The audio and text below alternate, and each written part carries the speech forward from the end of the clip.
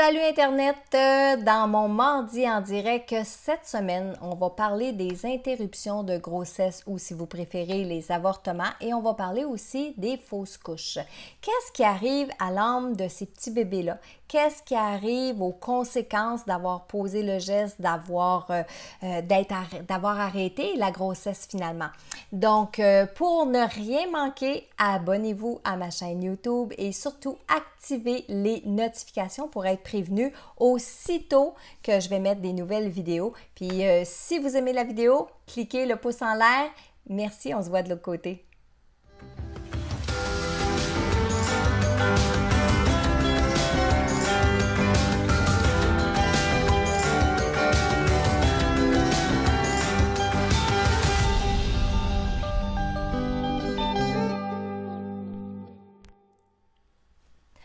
Bonsoir tout le monde, j'espère que vous allez bien en ce mardi 6 août et aujourd'hui on va parler d'un sujet qui est un peu particulier, hein? On va parler d'interruption de grossesse et aussi des fausses couches, les petits bébés qu'on va perdre en cours de grossesse. Alors, je vous souhaite la bienvenue.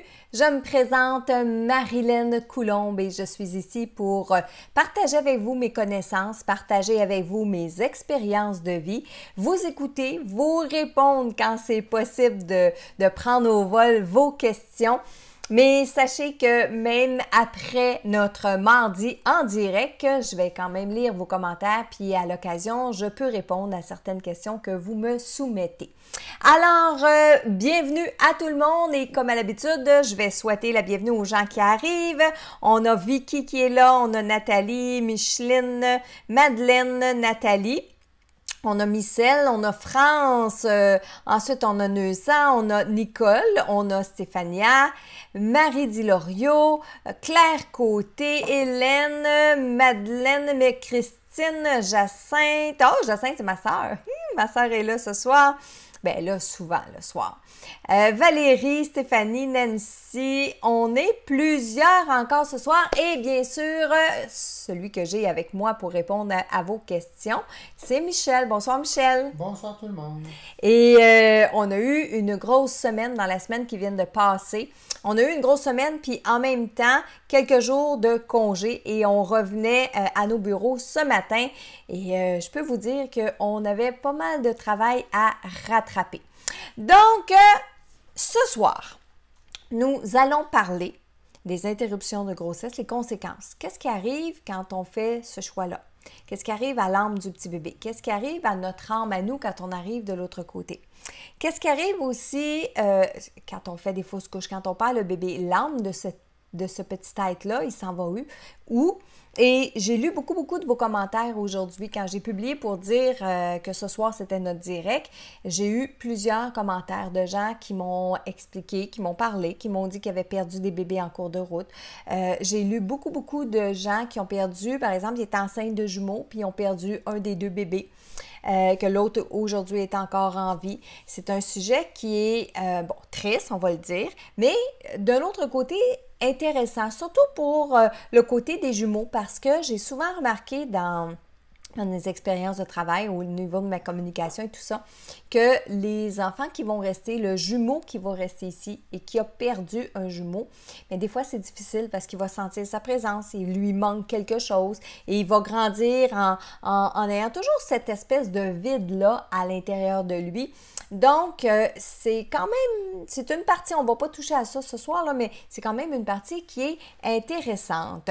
Et je tiens à vous dire aussi que pour ceux qui se sont inscrits tout au long de la semaine à communiquer facilement, donc, le webinaire gratuit que je vais vous offrir le 16 septembre, vous avez été nombreux, donc je veux vous dire un grand merci. Pour ceux qui ne se sont pas inscrits encore, on va mettre les liens. D'ailleurs, j'en ai déjà mis dans la publication. Michel va en remettre un petit peu plus tard ce soir.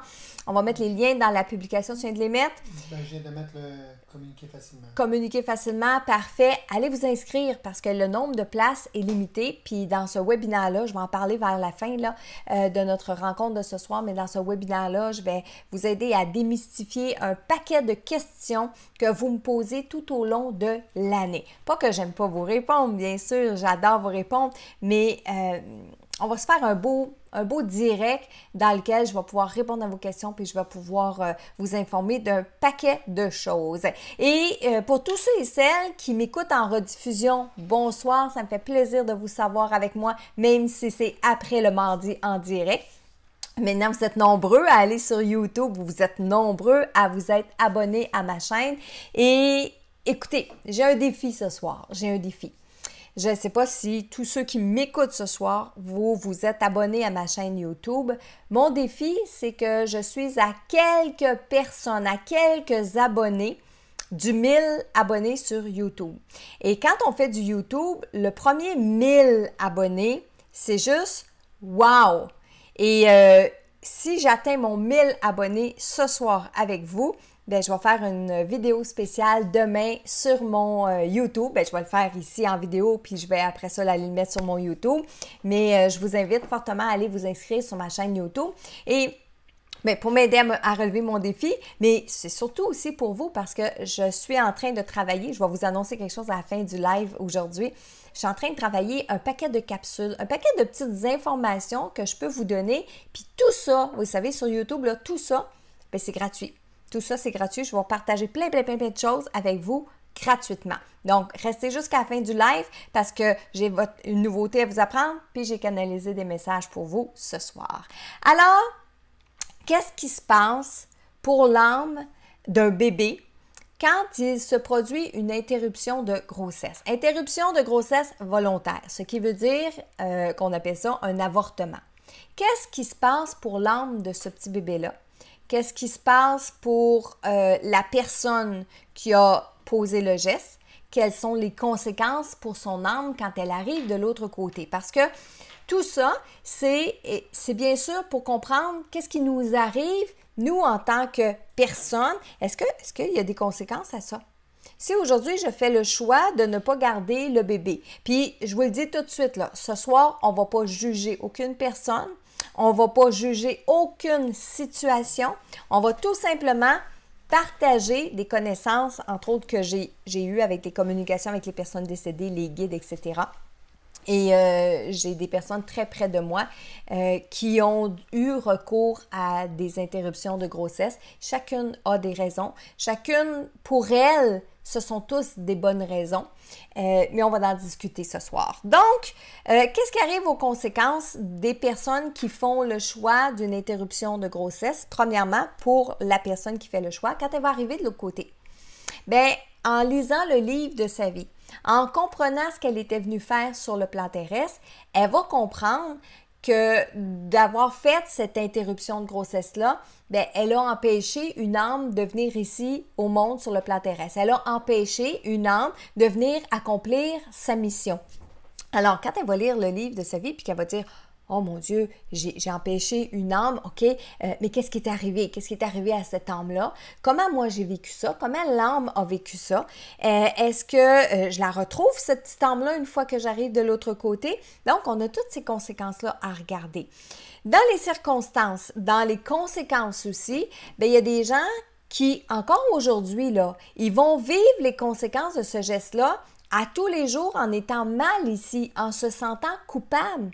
Donc, si vous faites partie de ceux et celles qui ont fait un arrêt de grossesse, un arrêt volontaire, donc une interruption, un avortement, puis que vous, dans votre tête, vous êtes toujours en train de dire « Oh, j'aurais pas dû, puis avoir su, puis aujourd'hui, ça serait ça, puis ça serait ça, puis ça... » Vous vous punissez automatiquement, j'ai envie de dire inutilement.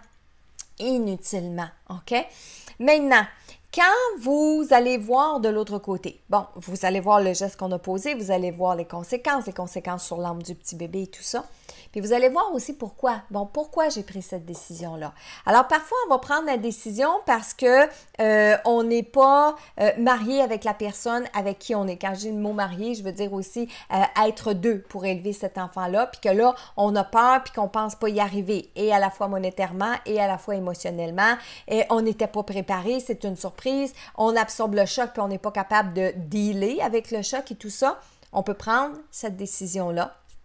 Et lorsqu'on va arriver de l'autre côté, bien, on va voir les conséquences. Puis ce qu'on va voir surtout, encore là, c'est pas des choses de se faire punir puis de se taper sa tête, mais on va se dire, ah, oh mon Dieu, si j'avais eu cet enfant-là, ben, j'aurais eu quelqu'un pour me supporter. Le père de cet enfant-là, il serait resté dans ma vie. J'aurais eu de l'aide de la part de mes parents, de la part de mes collègues.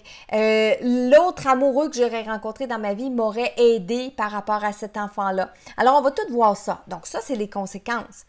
Une personne maintenant qui va, puis ça, j'en ai lu quelques-uns, pas beaucoup, mais quelques-uns. Une personne qui est enceinte, puis est contente, est heureuse, ça va bien, jusque-là, tout va bien.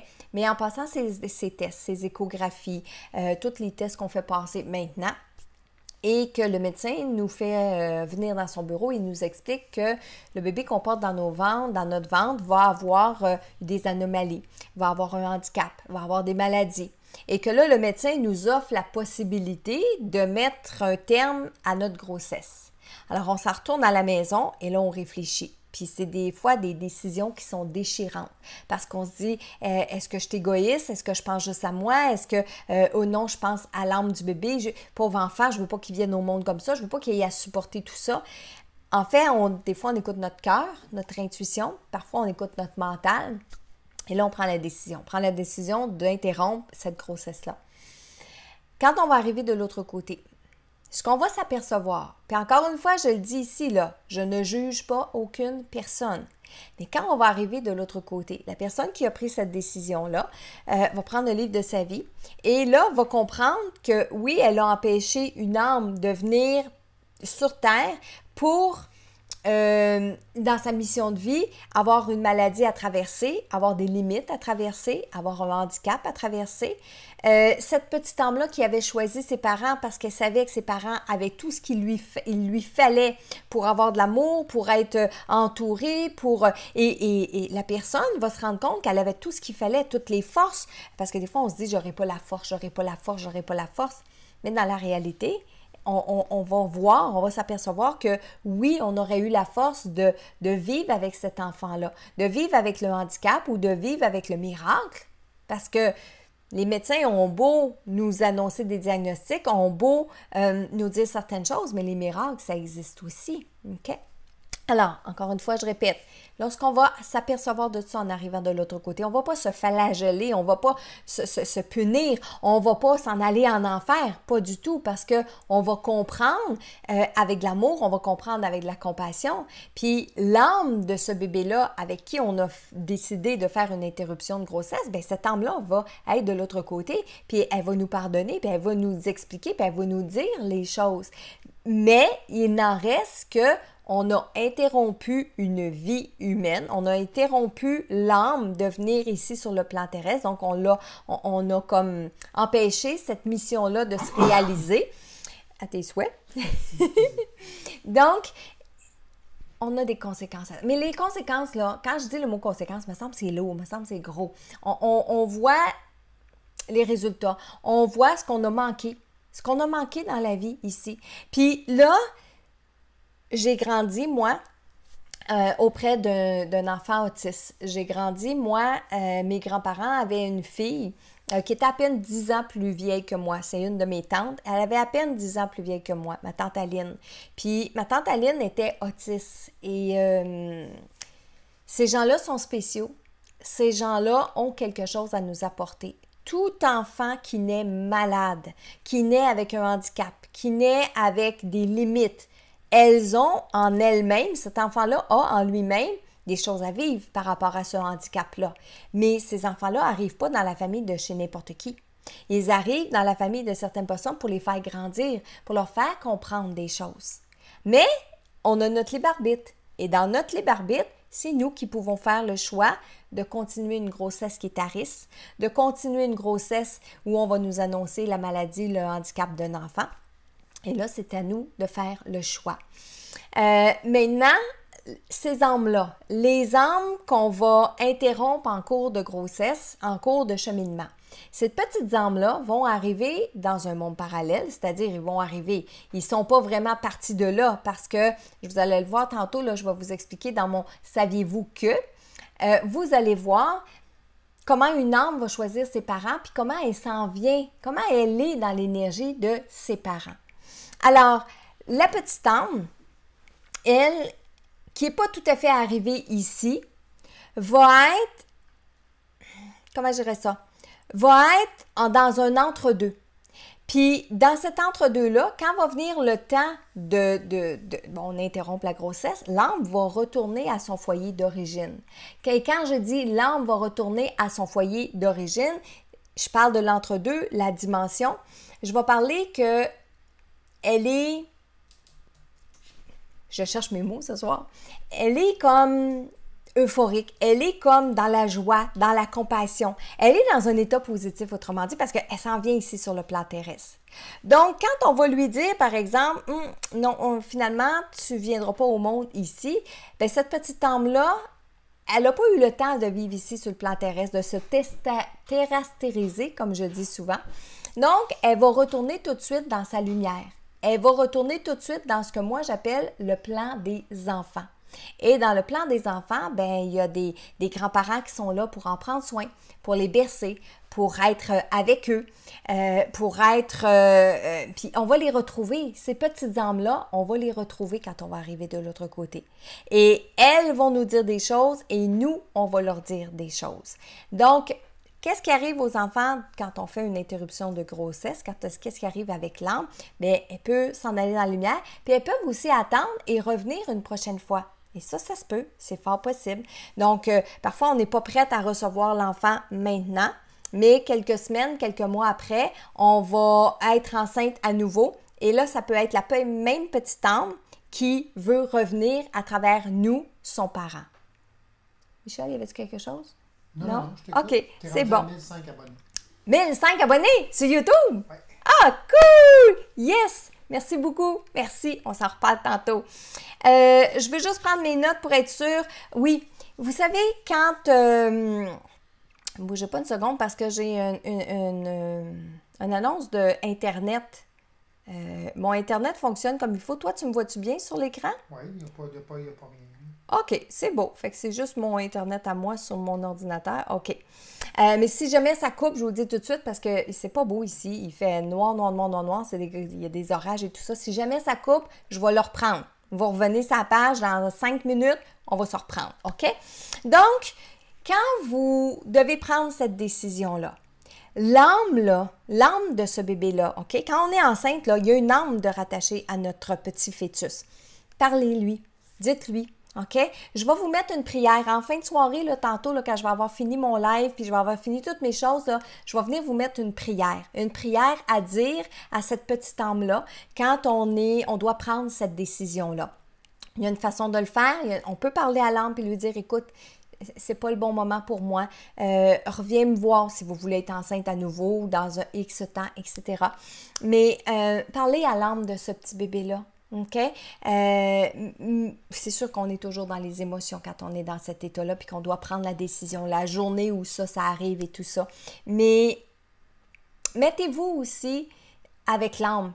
Pensez à cette petite âme-là puis parlez-lui. Expliquez-lui vos raisons, expliquez-lui la situation puis dites-lui d'aller en paix, dites-lui d'aller dans sa lumière. Envoyez-lui beaucoup, beaucoup, beaucoup d'amour.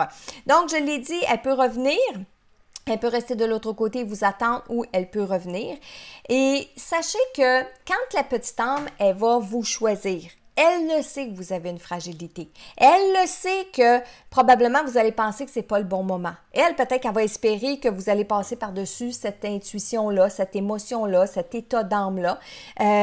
Puis elle va se dire, elle va me garder, elle va me garder. Mais il arrive qu'on prend cette décision-là. Mais la petite âme, elle peut déjà être prévenue. Et pour elle, c'est une première expérience d'abandon. C'est une première expérience de rejet. Puis, mettez-vous pas tout à l'envers quand je vous dis ça. Parce que dans la vie, on doit faire les expériences d'abandon puis de rejet pour tout comprendre ces émotions-là. Alors, ça peut être parmi les expériences que cette petite âme-là a à vivre. Ensuite, bon, je l'ai dit aussi, elle s'en va dans la dimension de la garderie. Puis elle va attendre le retour de ses parents où elle va se préparer à revenir. Et parfois, si par exemple, vous prenez la décision de ne pas avoir cet enfant-là, de faire une interruption de grossesse, et qu'une fois que vous avez posé le geste, que vous n'êtes plus enceinte, etc., et que plus jamais vous repensez à cet événement-là. Ou quelques rares fois quand vous entendez parler d'un avortement, d'une interruption de grossesse ou une situation dans votre vie qui vous rappelle ça. Si vous ne gardez pas de contact avec l'âme qui vient de partir, avec l'avortement, avec le fœtus que vous venez de dire « je veux pas pour le moment », bien cette petite âme-là, elle ne va pas rester à vous attendre si vous gardez aucun contact avec elle. Mais c'est au contraire. Au bout de tant de temps, hein, je lisais un petit peu plus tôt aujourd'hui, une femme, elle avait eu une interruption de grossesse, ça fait 41 ans, puis 41 ans plus tard, elle y pense encore. Bien, cette petite âme-là, c'est sûr qu'elle vous attend de l'autre côté. C'est sûr qu'elle nous attend de l'autre côté. Mais les âmes auxquelles on ne pense pas, les âmes qu'on a complètement oubliées, je vais le dire comme ça, les âmes qu'on a complètement oubliées, bien, elles ne nous attendent pas de l'autre côté. OK? Donc, qu'est-ce qui se passe maintenant quand il arrive une fausse couche? Pourquoi ça arrive? Donc, j'ai plusieurs explications pour vous. OK? La première des choses, puis il peut y avoir plusieurs raisons, justement. La première des choses, quand une femme est en période de fécondité et qu'elle ne prend pas aucun moyen de contraception, ah oui, c'est vrai, je voulais penser aussi par rapport à l'interruption de grossesse. Je vais le faire tout de suite pour ne pas l'oublier de le dire. Parmi les interruptions de grossesse, ce qui est important de comprendre, c'est puis j'ai dit tantôt, je ne jugeais pas les gens, mais de faire une interruption de grossesse parce qu'on a des raisons, puis que ça arrive une fois, je pense qu'on est capable de vivre avec ça. Je pense qu'on est capable de grandir à travers tout ça. Mais une personne qui aujourd'hui va prendre l'avortement comme un moyen de contraception. C'est-à-dire que ça fait 4, 5, 6 fois qu'elle se fait avorter parce qu'elle n'est pas capable de prendre ses responsabilités, parce qu'elle n'est pas capable de prendre les responsabilités de prendre un moyen de contraception. C'est pas tout à fait la même chose des conséquences qu'on va voir quand on va arriver de l'autre côté. Cette personne-là, on parlait de karma il y a 2 semaines, son karma va être plus lourd, son karma va être plus pesant. Et envers la petite âme qu'elle empêche de venir ici vivre sur le plan terrestre, mais aussi par rapport à elle-même, ce qu'elle avait à vivre par rapport à toutes ces grossesses-là. OK? Je voulais dire cette parenthèse-là avant de l'oublier. Quand on parle d'une fausse couche, quand une femme est féconde, puis qu'elle fait l'amour avec une personne sans se protéger, sans moyen de contraception, physiologiquement, elle a énormément de chances de tomber enceinte parce que c'est quelque chose de physiologique de tomber enceinte. Alors, on va tomber enceinte et là, il y a un fœtus qui grandit à l'intérieur de nous, c'est-à-dire qu'il y a un œuf qui se développe. Puis, de ce qui va se développer, bien, c'est un fœtus, c'est un bébé physique, un petit corps physique. Une des premières raisons pour laquelle certaines personnes vont faire une fausse couche, c'est que s'il n'y a pas d'âme qui a choisi de venir au monde dans ce petit corps physique-là, et ça se peut, je vous répète, souvent, pas souvent, mais l'âme va choisir ses parents. L'âme dit, bon, ben là, moi, j'ai besoin de cette famille-là. Moi, c'est cette maman-là que j'ai besoin. Je vais attendre, OK? Maintenant, mais si je tombe enceinte, mais j'ai pas d'âme. J'ai pas d'âme qui m'a choisi comme maman, qui m'a choisi comme parent. Bien, au bout d'un certain nombre de semaines de grossesse, habituellement, c'est dans les débuts. C'est au début des 8 à 12 premières semaines. Bien, c'est pas viable. Le bébé dans mon ventre, il n'est pas viable parce qu'il n'y a pas d'âme qui s'est rattachée à ce petit corps physique-là. Un corps physique ne peut pas vivre sans âme. Une âme ne peut pas vivre sans un corps physique. Donc, si mon petit corps physique est en train de grandir à l'intérieur de mon ventre, il n'y a pas d'âme qui a été choisie, qui l'a choisi, bien, le petit corps physique qui ne continuera pas de se développer. C'est une des premières raisons d'une fausse couche. Donc, faut pas vous sentir mal. Faut pas vous demander de midi à 14 heures qu'est-ce que cette petite âme-là, elle voulait pas venir au monde, elle m'aimait pas, etc. Posez-vous pas toutes ces questions-là. Je vous répète, dans 50% du temps, je vous le dis, 50% du temps, c'est un œuf qui a été fécondé, un fœtus qui a commencé à grandir, un corps physique qui a commencé à grandir, mais qui n'avait pas d'âme de rattacher. Donc, l'âme, elle s'en va pas nulle part parce qu'il n'y en a pas. Le petit corps physique, bien, il est parti, puis c'est physiologique. OK? Maintenant, comment on fait pour savoir, y avait-il une âme? Marilyn, il n'y avait pas une âme. Ça, je vais vous dire, là, quand on est une maman, puis qu'on est enceinte, puis qu'on porte des enfants, on est encore plus sensible, on est encore plus dans notre ressenti, on est encore plus en contact avec cette âme-là, puis avec le monde parallèle et tout ça. Alors, quand on vient d'accoucher, quand on vient de faire une fausse couche, puis qu'on a comme l'impression que c'est le vide, que c'est le néant, que je ne vais pas aller jusqu'à dire c'est pas grave, là, mais que pas tellement longtemps après, on a repris le dessus puis on y pense plus. Souvent, c'est un cas où, justement, il n'y avait pas d'âme de rattacher à ce petit corps physique-là.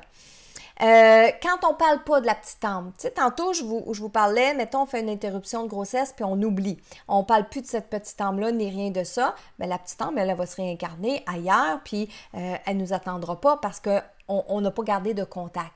Mais au niveau de la fausse couche, c'est pas nous qui faisons le choix. L'événement arrive. Donc, si l'événement arrive, puis que je garde pas de contact avec l'âme, je me demande pas où elle est, si elle est bien, qui elle était, si c'est une fille, si c'est un garçon, comment elle sera aujourd'hui, est-ce qu'elle va être là quand je vais partir.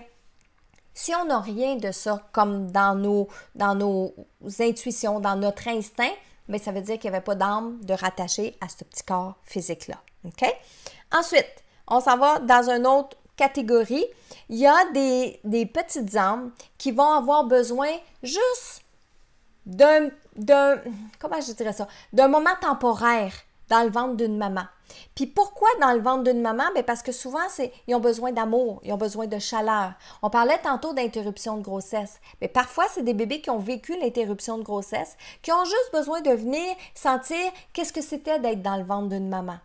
Bon, c'est malheureux pour la maman, je suis d'accord avec ça, parce que si le bébé, au bout de 8 mois, 9 mois de grossesse ou à quelques heures de naissance sur Terre, sa mission est terminée parce qu'il a compris ce qu'il avait à comprendre, il a pris ce qu'il avait à apprendre, puis qu'il décède là, bon, ben lui, sa mission, elle est faite. Lui, il a vécu son karma, il a vécu qu'est-ce qu'il allait avoir à vivre. Mais la maman, le papa, la famille autour, eux, ben il y a des conséquences. Mais ces conséquences-là, sachez une chose, c'est que c'est inscrit dans votre chemin de vie à vous. C'est écrit dans votre chemin de vie à vous qu'on a ça à vivre. Donc, le bébé qui doit mourir en cours de grossesse, qui doit décéder en cours de grossesse ou qui doit décéder au moment de la naissance ou qui doit se décéder quelques heures, quelques jours, quelques semaines après la naissance, bien, dites-vous bien qu'il a choisi des parents qui avaient ça comme mission dans leur vie. Puis même si c'est dur à entendre ce soir, oui, ça peut faire partie de votre mission de vie. Et je veux toujours vous rappeler, c'est pas quelque chose, je pense pas que c'est une parole religieuse, qu'est-ce que je vais vous dire, mais on vient toujours au monde avec la force d'accepter et de passer au travers toutes les épreuves qu'on va vivre ici sur le plan terrestre. Jamais on va avoir une épreuve dans laquelle on ne peut pas passer au travers, OK? Donc, la perte d'un enfant, la perte en fausse couche d'un enfant, peut faire partie des épreuves qu'on a à vivre. Maintenant, au moment de la fausse couche, donc il y a les enfants qui disent « Ok, moi j'ai juste besoin de ça, j'ai besoin de l'amour » parce que vous savez, quand on est enceinte, on porte notre bébé, on lui parle, on lui donne de l'amour, on lui donne de la tendresse, on lui dit qu'on a hâte de le tenir dans nos bras et tout ça. Eh bien, je vous dirais, c'est peut-être juste ça qu'ils ont besoin. C'est peut-être juste ça qu'ils ont besoin, ces petits-enfants-là, ces petites âmes-là. Okay? Ensuite, il y a les fausses couches qui sont plutôt rares, mais que j'ai déjà vues moi. Une âme qui s'incarne, qui commence à s'incarner, mais qui, en cours de route, oh non, finalement, je suis pas prête, je veux pas, c'est pas ça que je m'attendais, c'est pas ça que je voulais. Puis, vous savez, on l'a déjà entendu, qui revire de bord. Une âme qui revire de bord. Est-ce que ça se peut? Oui. C'est très rare, je vous le dis, ça, c'est pas la grande majorité des fausses couches, là, OK? C'est très rare, mais oui. Et moi, je l'ai déjà eu en communication. Oui, ça peut arriver, OK? Maintenant, cette petite âme-là, au moment de la fausse couche, au moment où on fait la fausse couche, cette petite âme-là, encore, comme l'interruption de grossesse, pourrait revenir dans une prochaine grossesse. Exemple, 6 mois plus tard, vous retombez enceinte et vous dites, est-ce que ça se peut que ce soit la même âme qui revienne? Oui, tout à fait, ça se peut. Des fois, oui. Des fois, non. Des fois, ça peut être une autre. Encore une fois, dépendamment de ce que l'âme, elle avait besoin de vivre par rapport à la grossesse. Autre chose aussi, pour des fausses couches, certaines fausses couches, il y a des moments où il n'y a rien de tout ça. C'est-à-dire que l'âme a choisi la maman, le petit corps se développe dans le corps physique de la maman. L'âme est supposée venir au monde. Tout est supposé d'aller numéro 1. Par contre, la maman, dans sa vie, va vivre un choc émotif, va vivre quelque chose de difficile, va vivre un accident, elle va tomber en bas des marches, etc. Des choses qui ne sont pas prévues dans notre chemin de vie. Vous savez, là, tomber en bas des marches, puis se fouler un orteil, se fouler une cheville, se fouler un pied, se casser un pied, ça ne veut pas dire que ça, c'est écrit dans notre chemin de vie. C'est pas écrit que Sylvie doit se casser un pied dans sa vie un jour ou l'autre. Non, c'est pas écrit ça nécessairement. Ça, c'est mes choix. J'ai fait le choix de descendre trop vite les escaliers. Ça fait 3 fois que je m'aperçois que je manque de tomber, mais je me donne pas. Je descends les escaliers en courant encore. Pouf, je me casse un pied dans les escaliers. Oui, hein, c'est mon libre arbitre. Alors, parfois, une maman qui est enceinte va subir un choc émotif, un trauma, va avoir un accident, peu importe la façon que l'accident va se produire, qui peut faire en sorte que, malheureusement, ça cause le décès physiologique du bébé qui est dans son ventre.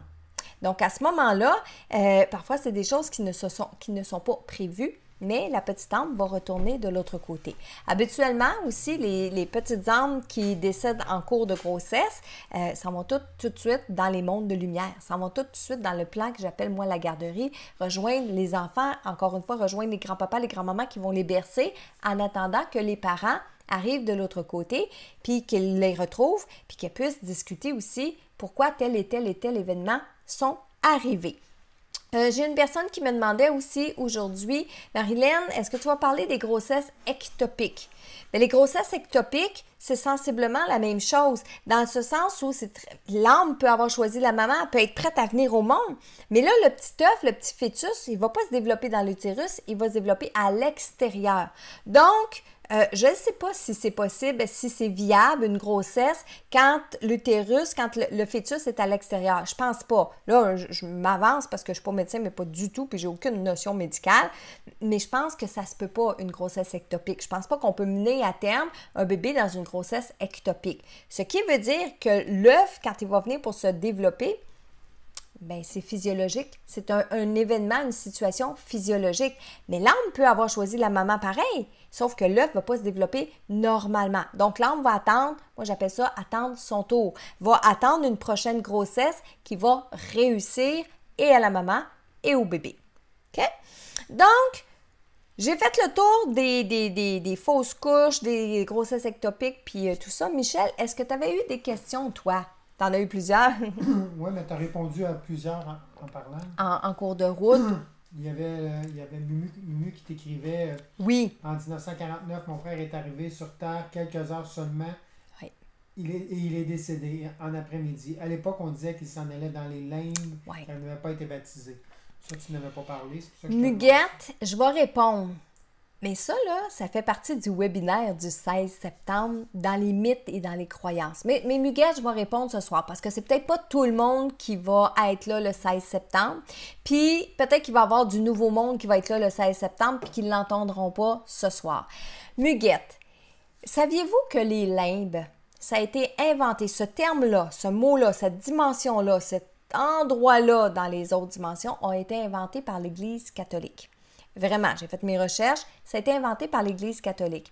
Et à l'époque, les prêtres disaient aux femmes qui venaient de mettre au monde des enfants morts-nés, perdus en cours de grossesse, assez avancés, ou que les bébés décédaient avant d'être baptisés. Donc, quelques heures ici sur le plan terrestre, quelques jours sur le plan terrestre, puis ils n'avaient pas eu le temps d'être baptisés.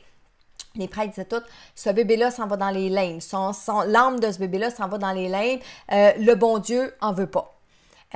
Tout comme dans les limbes, les prêtres envoyaient à cet endroit-là tous les gens qui avaient des problèmes mentaux. Donc, les gens qui venaient au monde avec une maladie mentale ou qui développaient une maladie mentale dans le cours de leur vie, les prêtres disaient, bon Dieu en veut pas c'est des démons, c'est des maladies du démon. Puis les bébés morts en couche, morts en naissance, c'est aussi l'œuvre du démon. Donc, ça s'en va dans les limbes. Vous imaginez-vous?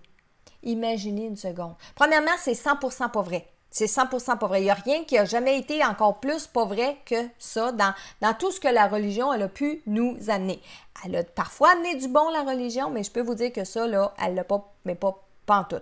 Il y a plein de mamans aujourd'hui, puis je vous le dis, là, j'en rencontre parfois dans mes conférences, j'ai encore des mamans aujourd'hui qui ont de la peine parce que ça fait 30 ans, 40 ans, 50 ans qu'elles s'imaginent que leur bébé est perdu dans les limbes. Mais non. Non, les bébés ne vont pas dans les limbes. S'il y a de quoi, c'est encore mieux. Ils s'en vont tout de suite dans la lumière. OK? Donc, Muguette, votre frère, votre petit frère n'est pas dans les limbes, je peux vous l'assurer. Vous allez sûrement le retrouver quand vous allez arriver de l'autre côté. Oui, il y avait Éric Côté qui te demandait. Nous, on a perdu des jumeaux à la première grossesse et on Oui. a eu d'autres jumeaux. Oui. Est-ce que c'est les mêmes âmes qui sont revenus? Éric, ça se peut. Ça se peut, c'est pas quelque chose qui est impossible. Surtout qu'on a comme 2 couples de jumeaux qui se suivent. À moins que dans la famille, chez vous, ça soit génétique d'avoir des jumeaux puis qu'à chaque presque grossesse, on ait des jumeaux, ça se peut. À ce moment-là, c'est peut-être la génétique. Mais perdre un couple de jumeaux puis ensuite redevenir enceinte et avoir à nouveau un couple de jumeaux, ça se pourrait. Je peux pas vous répondre juste comme ça, Éric, parce que ça se dit pas « Ah oui, c'est eux autres, etc. » Non. Ça, je vous dirais que c'est quand on est en contact avec un médium puis que la médium peut parler avec l'âme de ces petits bébés-là, parce que vous savez qu'on peut parler avec l'âme de ces enfants-là. Et bien là, on pourrait le savoir, Éric. OK? Mais juste comme ça, je ne peux pas vous dire dans votre cas à vous, mais est-ce que c'est quelque chose qui est possible? Oui, tout à fait. Puis, je ne sais pas quel âge ont vos jumeaux aujourd'hui, Éric, mais écoutez-les bien parce que ça se peut même que ce soit eux autres qui vous le disent. OK? Ensuite. OK, là c'est une petite...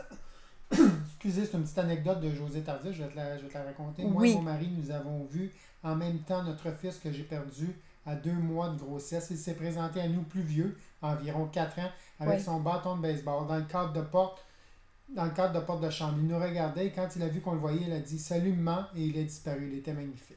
Oh, wow! Ça, c'est José, hein? C'est ça. OK. C'est des beaux moments, ça. C'est des beaux moments. Puis quand ces choses-là arrivent, c'est pour nous réconforter. Puis parce que des fois, on a de la peine. Puis parce qu'on en a besoin. Et ça devrait arriver à tous les parents. Mais ça n'arrive pas à tous les parents. OK? Josée, on ne va pas dire qu'elle est chanceuse. Josée, elle a été privilégiée. Josée, elle a vécu un beau moment. Josée, il y a un paquet de raisons pour lesquelles elle a pu vivre ça. Maintenant, je vais faire aussi une parenthèse parce que Josée l'a vu, elle l'a perdu à 2 mois de grossesse, puis elle l'a vu représenté à 4 ans. Bien, son petit bonhomme, il va s'être présenté à elle dans la façon qu'elle va penser parce qu'une âme, ça grandit de l'autre côté, mais il n'y a pas de corps physique. Donc, quand on décède, qu'on décède à 5 ans, qu'on décède à 20 ans, qu'on décède à 50 ans, on continue pas de grandir. Hein? Des fois, on dit « Oh, mon enfant aurait 21 ans aujourd'hui, il est mort, il y avait 1 an. » Ben oui, il aurait 21 ans sur le plan terrestre, son corps aurait grandi. Mais l'âme, de l'autre côté, il n'y a pas de corps physique, donc ça ne grandit pas. Mais une âme, ça peut grandir de l'autre côté, mais pas de façon physique. C'est comme ça que je vais le dire. Éric dit que c'est jumeaux 13 ans. 13 ans maintenant. Bon, à l'âge de l'adolescence, je serais capable peut-être de dire, de sortir des petites affaires comme genre, je suis déjà venue, puis je suis revenue, ou je suis déjà été dans tes énergies, ou ça fait longtemps que je t'ai choisi. On les voit jeunes, ils vont parler beaucoup de ces choses-là parce qu'ils ne comprennent pas trop. Adolescents aussi. Donc, Éric, peut-être, ou tout bonnement, soyez-vous puis jasez avec eux. Peut-être qu'ils ont une ouverture, peut-être qu'ils vont se rappeler de quelque chose. C'est pas quelque chose qui est impossible.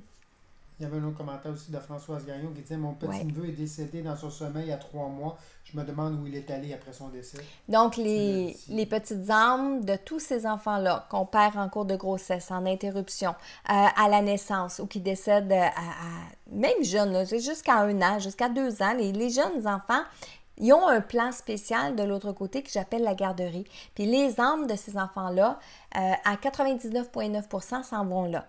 Là, vous allez dire, oui, mais Marilyn, c'est pas 100%. Non, c'est pas 100% parce que parfois, il y a des petites âmes qui restent accrochées. Il y a des petites âmes qui sont fâchées de ne pas être venues au monde ici sur le plan terrestre, qui sont déçues, puis qui vont rester accrochées à leurs parents ou qui vont rester accrochées. Pareil comme on va parler d'une entité qui reste accrochée, de quelqu'un qui a vécu sur Terre puis qui est décédé longtemps après. C'est la même situation. Une âme pour une âme, c'est la même situation. Mais sachez que ça, j'ai rarement vu ça dans mes communications avec les personnes décédées, mais ça m'est déjà arrivé. Ça m'est déjà arrivé. Parfait. J'ai une autre question que je t'ai jamais entendu répondre. J'ai jamais entendu ce genre de questions-là. J'ai Ah ouais? ce que tu vas répondre. C'est Tania Harrison qui te demande, en ce qui concerne les enfants adoptés, choisissent-ils leurs parents adoptifs ou biologiques? Et l'adoption résulte du libre arbitre des parents? C'est une très, très bonne question. J'ai eu souvent des réponses à cette question-là, puis j'ai eu souvent des réponses à ces questions-là, mais c'est pas quelque chose qu'on va parler, oh, j'ai envie de dire facilement. C'est curieux parce que même si aujourd'hui, il y a beaucoup de gens qui vont à l'adoption, qui vont chercher les enfants à l'adoption, on dirait qu'il reste un tabou en arrière de ça. On dirait, moi-même, j'ai vécu ça, là, un certain tabou en arrière de l'adoption des enfants biologiques et tout ça. Bon, je reviens à la question qu'on me pose. Sachez que l'âme, quand elle choisit ses parents, elle connaît pas le chemin de vie au complet de ses parents, mais elle connaît les forces, les faiblesses, elle connaît leur vulnérabilité, leur sensibilité.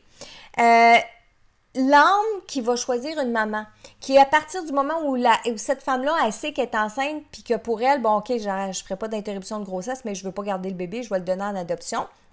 Si déjà c'est ancré dans la mère, le bébé, il sait tout de suite. Donc, le bébé le sachant tout de suite, est-ce qu'il y a le choix de ses parents adoptifs?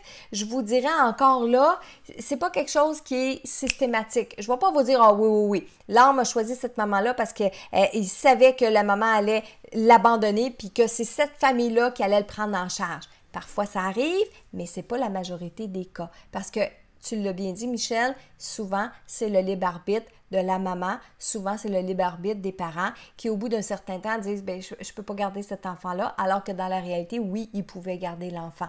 Oui, ils pouvaient avoir l'enfant. OK? C'est des choses qui sont spéciales, mais un jour, je vous raconterai. Un jour, je vous raconterai des détails personnels, là, mais je peux vous dire que tout est lié, tout est interrelié, puis les choix qu'on fait à partir du moment qu'on est une âme puis qu'on choisit de venir ici sur le plan terrestre, dans les choix qu'on fait, le choix d'être adopté, le choix de nos parents adoptifs, oui, il y a des âmes que c'est des choix qu'ils vont faire. Parfait. Il y a juste un autre commentaire de Joanne Bernatchez qui dit oui. Une âme évolue. Je ne crois pas qu'il y ait des bébés âmes, des ados, des adultes. Exact. Ça contredit la réincarnation? Je ne comprends pas. Non, c'est pas que ça contredit la réincarnation, c'est que le temps, ça n'existe pas l'autre côté.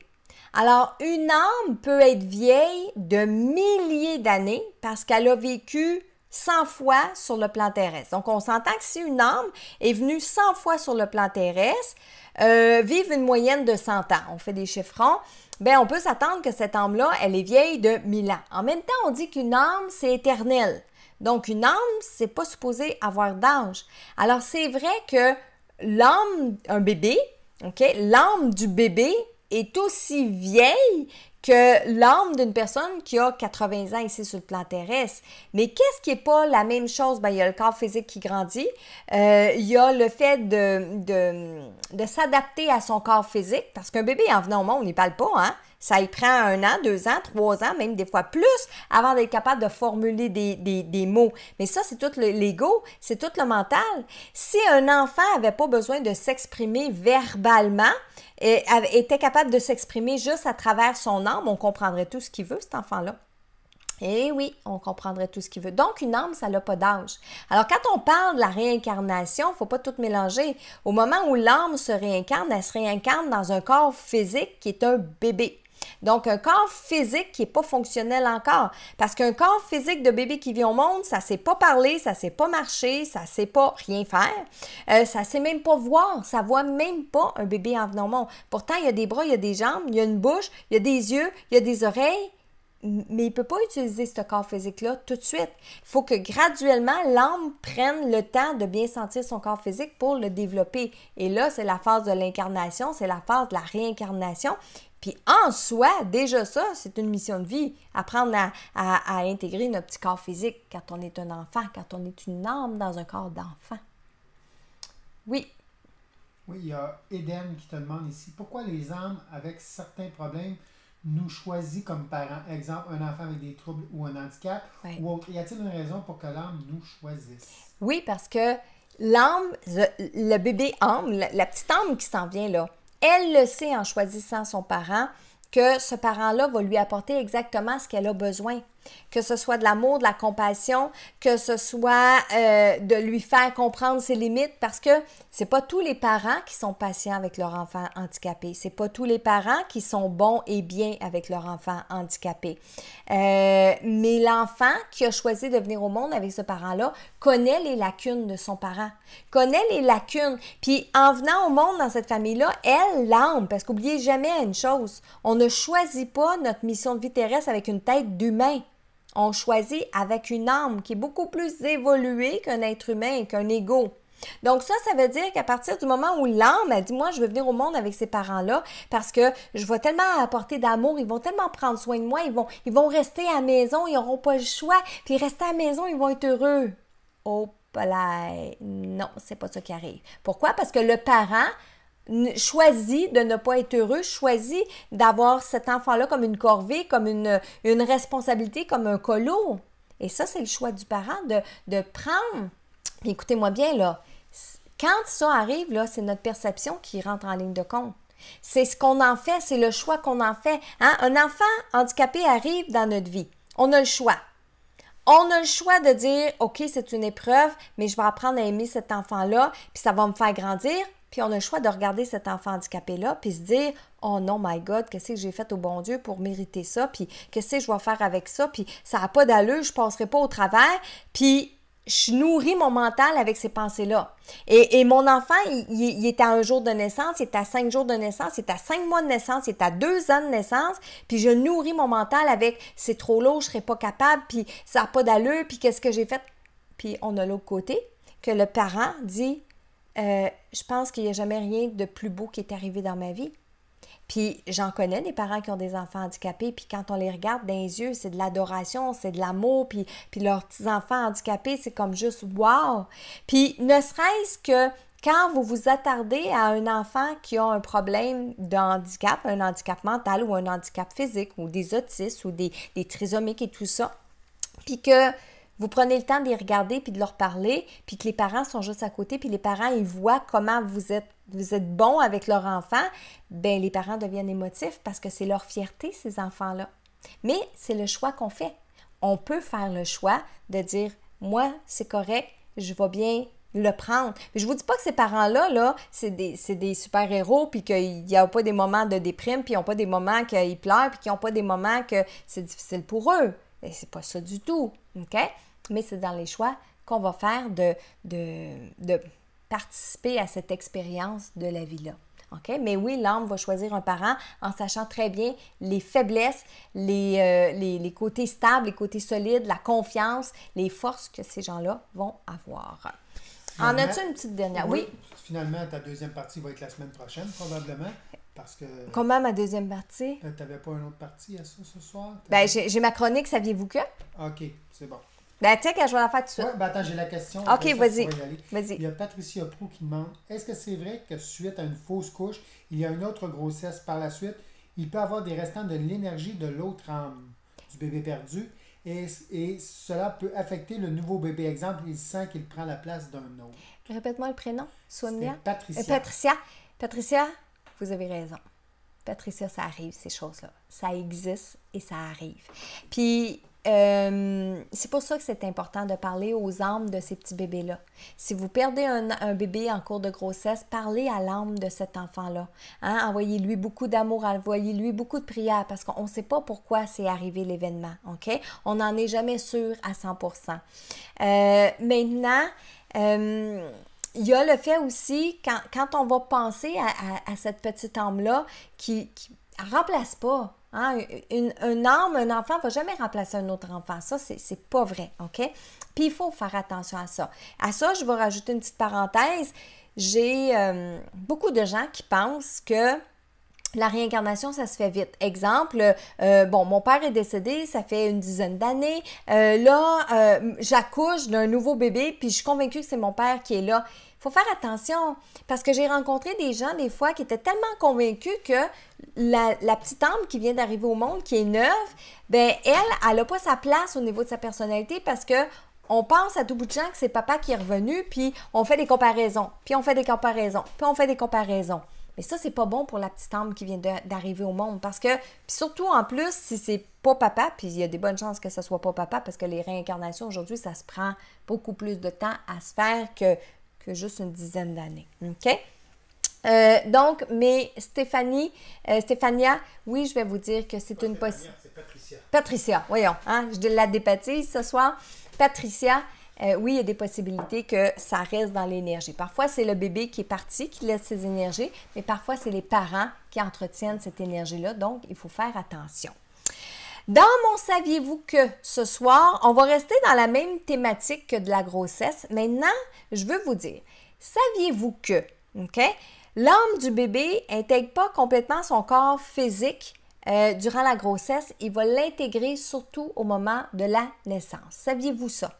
Donc ça veut dire que lorsqu'une petite âme va choisir de venir au monde avec ses parents-là, premièrement, elle va venir dans ses énergies, donc dans les corps subtils, les corps d'énergie qu'on a autour de nous, ce qu'on appelle l'aura aussi. L'âme du bébé à naître, l'âme du bébé qui veut s'incarner va se placer dans l'énergie de la maman.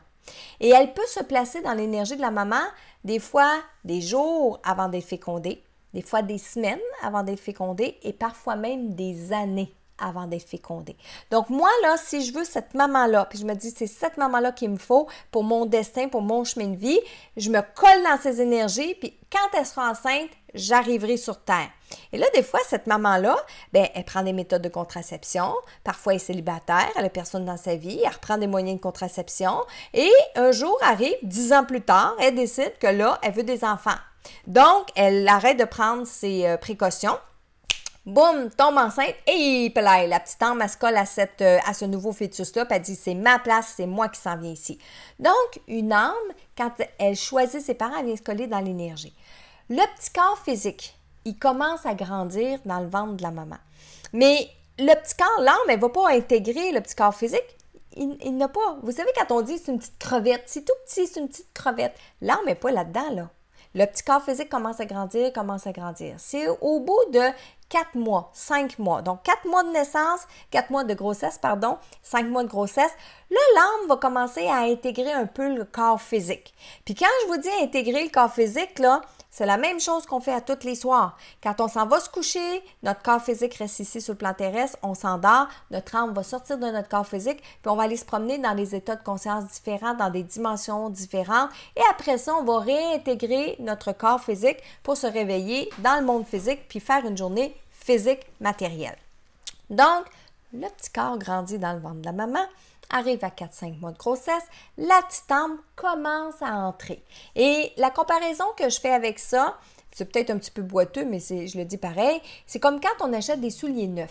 Hein? Si on achète des souliers neufs puis qu'on s'en va danser avec le premier soir, et my God, on va brailler. Parce que là, on va se faire des ampoules, on va avoir mal aux pieds, on ne sera plus capable de supporter nos souliers, puis non seulement ça, mais on ne voudra même plus les porter jamais de notre vie.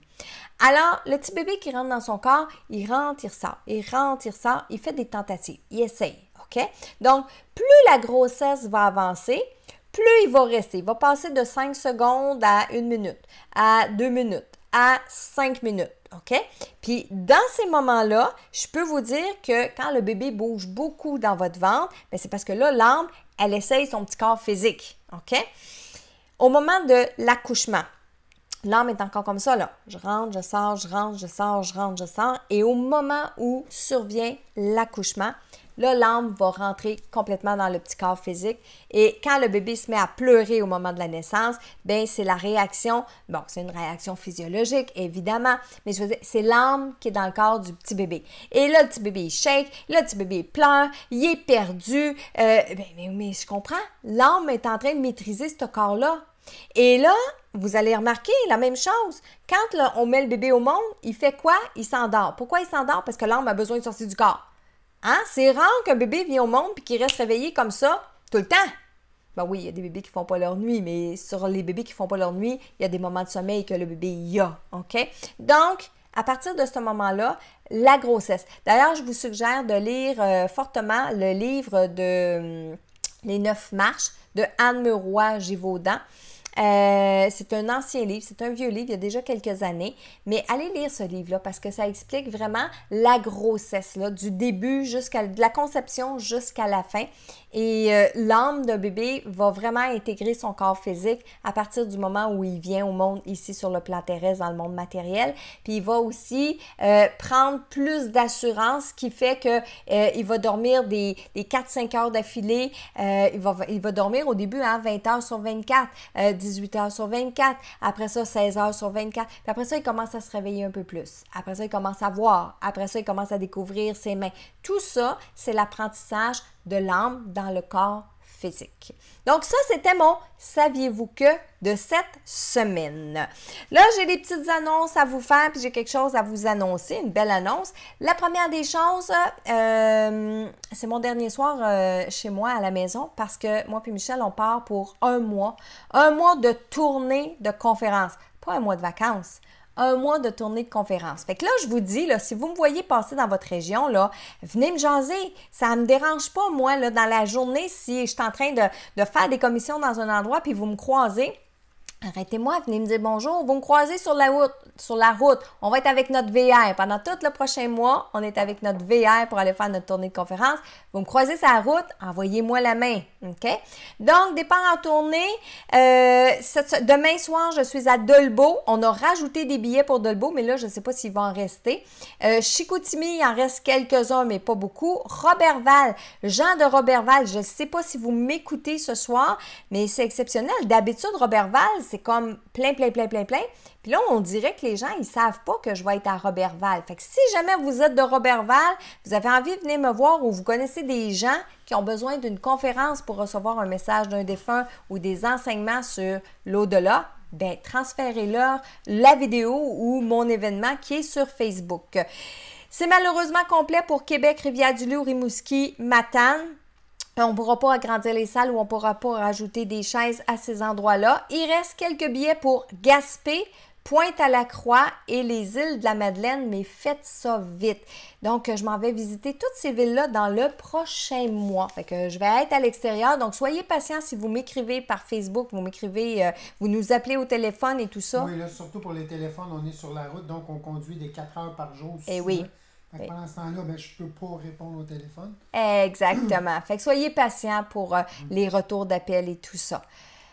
L'autre chose, je vous ai parlé tantôt du webinaire du 16 septembre, qui est un webinaire complètement gratuit qui va durer au-delà de 90 minutes, dans lesquels je vais vous parler des mythes. Hein, on parlait un petit peu plus tôt, les bébés qui s'en vont dans les limbes, l'âme du bébé qui s'en va dans les limbes. Porter des cendres dans notre cou, est-ce que c'est bien, c'est pas bien, c'est mauvais, ça empêche le défunt d'avancer? De vouloir communiquer avec nos défunts, est-ce que ça les empêche d'avancer? Est-ce que c'est contre la religion? Est-ce que c'est contre... Je vais tout vous démystifier ça le 16. Le 16, le webinaire, c'est quelle adresse? Communiquerfacilement.com. Parfait, je vais le mettre sur le... Tu vas le mettre, Michel. Donc, communiquerfacilement.com. Allez vous abonner, je vous le dis, il va y avoir pour la plateforme, il va y avoir un nombre de places limité. On va voir ensemble aussi les raisons qui nous poussent à communiquer. Pourquoi on veut communiquer avec nos défunts? C'est-tu juste pour le plaisir? C'est-tu parce qu'on en a vraiment besoin? C'est-tu pour prouver des choses? Donc, pourquoi on veut absolument communiquer avec nos défunts? Je vais faire, je l'ai dit, une période de questions. Puis en même temps, je vais vous présenter un nouveau programme parce que ça fait plusieurs mois que vous me demandez de faire des ateliers, que vous me demandez, j'en ai fait en salle physique des ateliers, vous me demandez, mais vous êtes dans les 4 coins du Québec, je ne peux pas aller dans les 4 coins du Québec faire des ateliers, faire des formations. J'ai décidé de vous faire un super de beau programme, puis tout ça, je vais vous le dire, le 16 septembre, il va y avoir des surprises, il va y avoir des cadeaux, vous me connaissez. Je vais donner beaucoup. Et parlant de donner, là, je vous parle de ma nouveauté. Vous vous souvenez, il y a peut-être une semaine ou deux, je vous ai parlé de quelque chose sur lequel je travaillais puis que j'allais en parler à Isabelle parce que c'est Isabelle. Isabelle, c'est ma graphiste. Isabelle, c'est mon amie. Isabelle, c'est mon troisième bras, mon quatrième bras. J'ai discuté d'un projet avec Isabelle qui me tient à cœur. Moi, j'aime beaucoup redonner. Je me considère privilégiée d'avoir la capacité de communiquer avec les défunts. Moi, c'est tout le temps. Ça peut être en plein après-midi, en pleine nuit, en pleine soirée. Je regarde quelqu'un, je reçois un message. C'est là tout le temps. Mais j'ai pas toujours la possibilité de le donner aux gens. D'un autre côté, j'aimerais ça faire toutes mes affaires gratuitement, c'est sûr et certain, mais dans la réalité, on est dans le vie physique, puis on ne peut pas faire les choses gratuitement tout le temps. Ce qui est bien malheureux. Mais moi, j'ai envie de redonner. J'ai envie de redonner de ce privilège-là. Alors, j'ai créé une page Internet. J'ai créé un formulaire, OK? Je vais le suivre en même temps que je vous le dis, là, parce qu'il est chaud, il a été préparé. Isabelle, on a fait les dernières corrections ce matin. Michel, tu vas pouvoir aller mettre le lien. Tu peux aller le mettre tout de suite. Le site, la page Internet, ça s'appelle messagedelau-delà.com. Donc, message au singulier, messagedelau-delà.com. Vous allez aller sur cette page-là et ça, c'est un formulaire que vous pouvez remplir pour m'envoyer les photos de vos défunts. Hein? Des fois, vous m'envoyez ça un peu partout, à gauche, à droite, puis moi, je vous réponds, je ne peux pas faire de messages personnels. Vous imaginez le nombre de messages que je peux recevoir. Je fais juste un concours de photos de défunts, puis je reçois quelque chose comme 500, 600 photos. Fait que vous imaginez, puis ça, je reçois ça quand même régulièrement.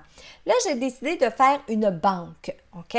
Donc, vous pouvez m'envoyer votre formulaire avec la photo d'un défunt, puis là, je vais le lire avec vous, OK? Pour vous inscrire et courir la chance de recevoir le message d'un défunt, vous allez remplir le formulaire suivant. Vous remplissez votre nom, votre prénom, vous remplissez le courriel. Vous écrivez si vous souhaitez être tenu au courant de mon infolette, donc toutes mes nouveautés, mes informations.